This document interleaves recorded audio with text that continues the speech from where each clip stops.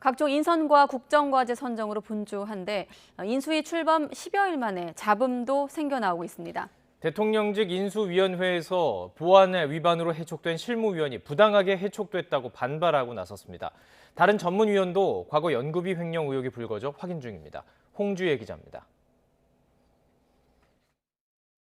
대통령직 인수위원회 과학기술분과 실무위원으로 활동하던 조상규 변호사의 SNS 게시물입니다.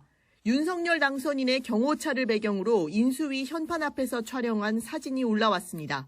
또 다른 게시물에선 지난 26일 인수위 워크숍에서 강의를 듣는 윤 당선인의 뒷모습이 보입니다. 인수위는 조 변호사가 보안 유지 의무를 어긴 것으로 보고 실무위원회에서 해촉했습니다. 그러자 조 변호사는 이미 다 공개된 정보를 올렸을 뿐인데 인수위가 보안 문제를 언급한다며 거세게 반발했습니다. 저는 통보받은 적이 없습니다. 전화 받은 적이 없습니다. 그리고 저는 서류 한 장 받은 적이 없습니다. 자, 지금까지도 저는 인수위로부터 해촉 사유가 무엇인지 어떤 통보도 설명도 받지 못했습니다.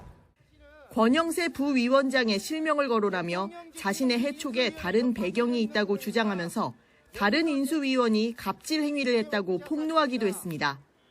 인수위는 조 변호사는 자진 사퇴한 것으로 정리돼 이제와 해촉 사유를 밝히는 것도 부적절하다는 입장인데 자진 사퇴하기로 본인께서 말씀하셨고 자진 사퇴를 한 걸로 정리가 된 마당에 그 해당 인사가 말씀하시는 여러 사안 하나하나에 대해서 저희가 반응을 낼 사안이 아니라고 판단을 합니다.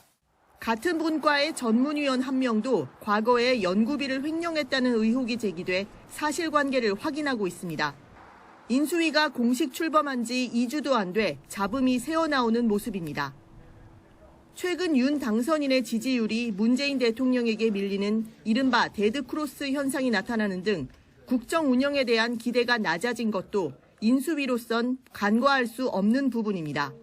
대통령 집무실 이전에 주력하며 통합과 협치의 메시지를 제대로 보여주지 못했다는 평가가 반영됐다는 해석이 나옵니다.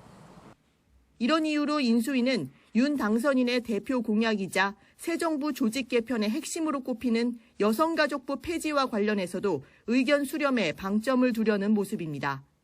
안철수 인수위원장이 여성 관련 사회단체 3곳의 대표들과 직접 만나 의견을 듣기로 한 것도 이런 행보의 일환으로 풀이됩니다.